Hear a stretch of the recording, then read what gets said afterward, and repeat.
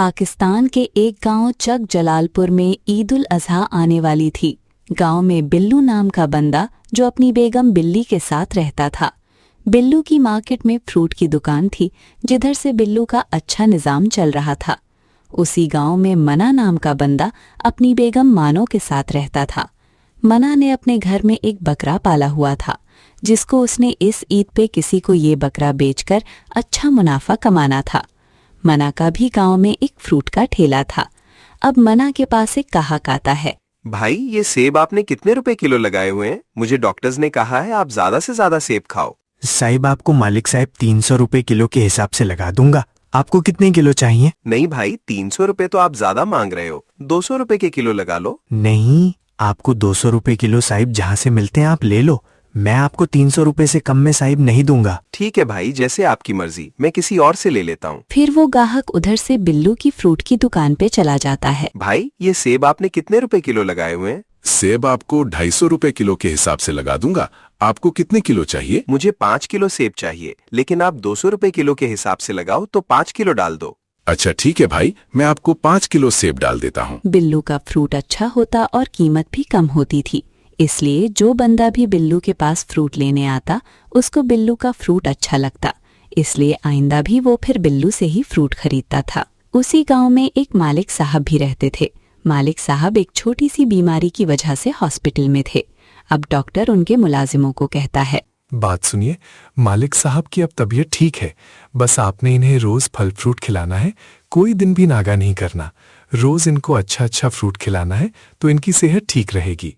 ठीक है डॉक्टर साहब, मालिक साहब को रोज फल खिलाएंगे। ठीक है, अब इनको घर लेके जा सकते हैं। अब मालिक साहब घर आके मुलाजिम को कहते हैं, हाँ मुलाजिम, अब डॉक्टर क्या कहता है? मेरी सेहत ठीक हो गई है? मालिक साहब, डॉक्टर ने कहा है अब आप ठीक हो गए हैं, अब आपको रोज फल फ्रूट खाना होगा, कोई दिन भी नागा नहीं करना, तो आपकी तबीयत ठीक रहेगी। अच्छा तो ठीक है, तुम गांव जाओ और किसी अच्छे से बंदे से फ्रूट का रोज का कॉन्ट्रैक्ट कर लो, वो रोज हमें अच्छा फ्रूट दे दे। ठीक है मालिक साहब, मैं फ्रूट की दुकान से जाके पता करता हूँ। अब मुलाजिम को बिल्लू की दुकान नजर आती है तो मुलाजिम बिल्लू की दुकान पे आता है। भाई आप ये रोज फ्रूट वाला काम ही करते हो? मैं इस गांव में जो मालिक साहब है ना, मैं उनका मुलाजिम हूँ। मालिक साहब को डॉक्टर्स ने कहा है इनको रोज अच्छा अच्छा फल खिलाओ, हमें अब रोज फल आपसे चाहिए होगा। ये सुनते ही बिल्लू बहुत खुश हो गया। अच्छा जी जरूर भाई, मैं तो पूरा साल यही फ्रूट वाला काम ही करता हूँ।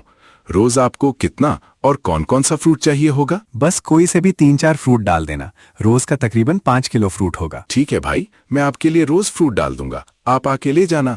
वैसे मैं ये फ्रूट 250 का बेचता हूँ, आपके लिए मैं 200 रुपए लगा दिया करूंगा। ठीक है बिल्लू, लेकिन ये याद रखना, फ्रूट में अगर कोई गंदा फ्रूट तुमने डाल दिया और मालिक साहब ने पकड़ लिया तो उसका अंजाम फिर तुम्हें खुद भुगतना पड़ेगा। नहीं नहीं भाई, आप बेफिक्र रहो, आपको मैं अच्छा फ्रूट डाल के दिया करूंगा, आपको कोई शिकायत का मौका नहीं मिलेगा। फिर मुलाजिम वापस मालिक साहब के पास आ जाता है। जी मुलाजिम, फ्रूट वाले से बात कर आया है क्या? क्या कहता है फ्रूट वाला? जी मालिक साहब, गांव में एक बिल्लू नाम का बंदा है, उसकी फ्रूट की दुकान है, उससे मैंने फ्रूट का कॉन्ट्रैक्ट कर लिया है, कहता है रोज आके ले जाना। बस फिर ठीक है मुलाजिम, तू रोज जाके फ्रूट ले आया करे। अब मना का दोस्त बिल्लू के पास आता है और कहता है, बिल्लू, ये जो अभी तेरे पास एक लड़का आया था, ये क्या कह रहा था? काफी देर इधर खड़ा होकर तुमसे बातें कर रहा था। जी बस वो मालिक साहब के लिए रोज फ्रूट लेके जाने का कॉन्ट्रैक्ट कर रहा था। और आप सुनाओ, आपका काम कैसा जा रहा है? मेरा काम तो बहुत अच्छा जा रहा है, अब तो मालिक साहब का ही इतना ऑर्डर आ गया है कि मेरी रोज की अच्छी दिहाड़ी लग जाया करेगी। फिर मना का दोस्त मना के पास आता है और कहता है, अबे ओए, मैंने सुना तेरा फ्रूट का काम कैसा जा रहा है?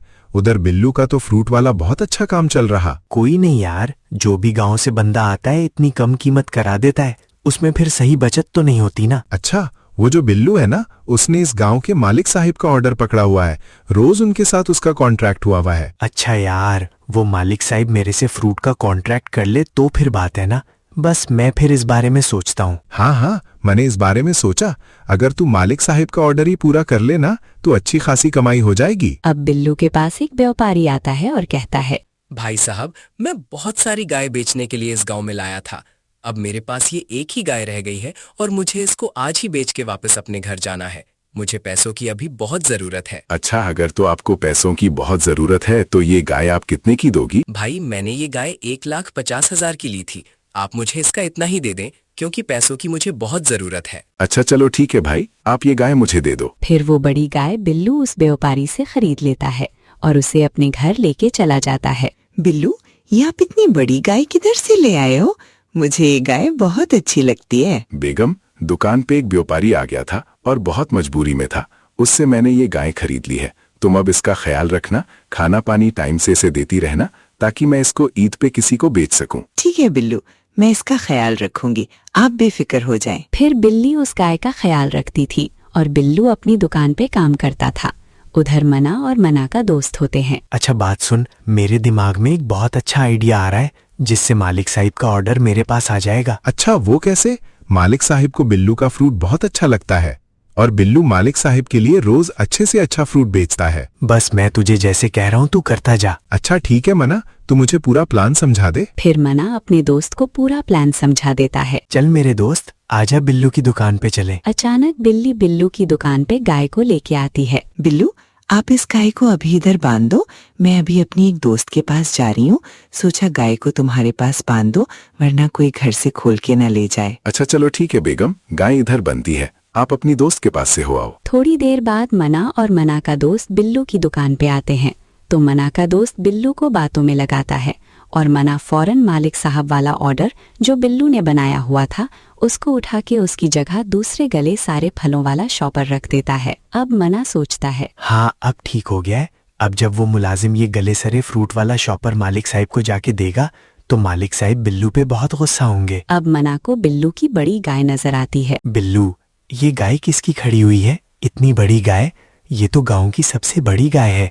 आप इस बार इस गाय की कुर्बानी करोगे? जी ये मेरी अपनी गाय है, मैं इस बार इस गाय को किसी को बेचूंगा। अच्छा वाह बिल्लू, ये तो बहुत अच्छी बात है फिर तो। फिर मना और मना का दोस्त वापस अपनी दुकान पे आ जाते हैं। हाँ मना, अब बता तूने दूसरा शॉपर उसकी जगह रख दिया था ना? हाँ हाँ, जैसे ही तूने बिल्लू को बातों में लगाया तो मैंने फौरन दूसरा शॉपर रख के ये वाला शॉपर उठा लिया। उधर मुलाजिम बिल्लू की दुकान पे फ्रूट लेने आता है। जी भाई, मालिक साहब का फ्रूट तैयार है तो दे दो। जी मैं सुबह आते साथ ही पहले मालिक साहब का ऑर्डर तैयार कर देता हूँ, ये पड़ा हुआ है, ले जाओ। मुलाजिम वो शॉपर मालिक साहब के पास लाता है तो जब मालिक साहब जैसे ही उस शॉपर को खोलते हैं तो ओए मुलाजिम, ये शॉपर तू किधर से लेके आया है इतना गंदा फ्रूट? मालिक साहब, मैं रोज बिल्लू से ही फ्रूट लेके आता हूँ, आपको तो बिल्लू का फ्रूट बहुत अच्छा लगता है। इधर आ, तू खुद ही देख ले मुलाजिम, तुझे बिल्लू ने आज फुद्दू लगा दिया है और सारे गले सड़े फ्रूट तुझे डाल दिए हैं।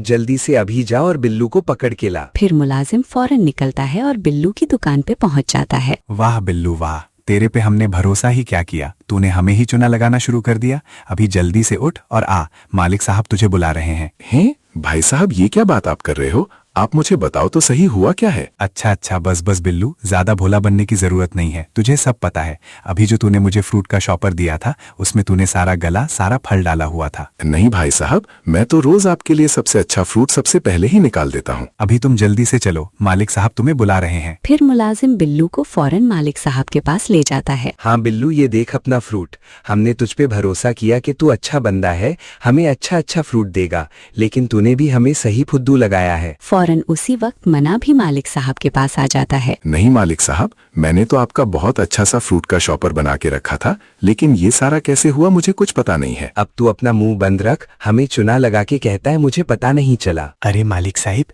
मैं भी इसी गांव में फ्रूट का काम करता हूँ, आप मेरे से फ्रूट लें, आपको रोज अच्छा अच्छा फल दिया करूंगा। आप इस मोटे से फल ना लें, देखा है ना आपने इसका कितना गंदा फल है। अच्छा हाँ, तुम ठीक कह रहे हो। ठीक है मुलाजिम, अब से तुमने इस लड़के से फल लेना है और तू मोटे मेरी नजरों से फौरन गायब हो जा। बिल्लू उधर से फौरन निकल जाता है और अपने घर पहुंच जाता है तो बिल्ली बिल्लू से कहती है, बिल्लू क्या हुआ है? तुम कुछ उदास उदास से लग रहे हो, क्या मसला हो गया है? बेगम, मेरा मालिक साहब का इतना अच्छा रोज का फ्रूट का ऑर्डर लगा हुआ था, लेकिन आज उन्होंने भी कहा अब हम तुमसे फ्रूट नहीं लेंगे। हैं? कौन नहीं लेंगे? तुमने उनके साथ 2 नंबरी की होगी ना, इसीलिए। नहीं बेगम, मैं उनके साथ क्यों 2 नंबरी करूं? मैंने तो उनके लिए इतना अच्छा फ्रूट का शॉपर बनाया था, लेकिन जब उनकी तरफ वो शॉपर पहुंचा तो उसमें सारे गले सड़े फ्रूट थे। तब से अब वो मेरे से नाराज हो गए हैं। अच्छा चलो बिल्लू छोड़ो, आप अपनी ईमानदारी से काम करो, दूध का दूध और पानी का पानी एक दिन हो ही जाएगा। उधर मालिक साहब मुलाजिम को कहते हैं, अच्छा मुलाजिम, बात सुन, आगे बकरा ईद भी आ रही है, मंडी में जाके देख कोई अच्छी बड़ी सी गाय हो जो मेरे मुताबिक हो, मैंने ईद पे कुर्बान करनी है। ठीक है मालिक साहब, मैं मंडी में जाके देखता हूँ। फिर मुलाजिम मंडी में जाता है और बड़ी से बड़ी गाय ढूंढता है, लेकिन उसे कोई बड़ा सा जानवर नजर नहीं आता।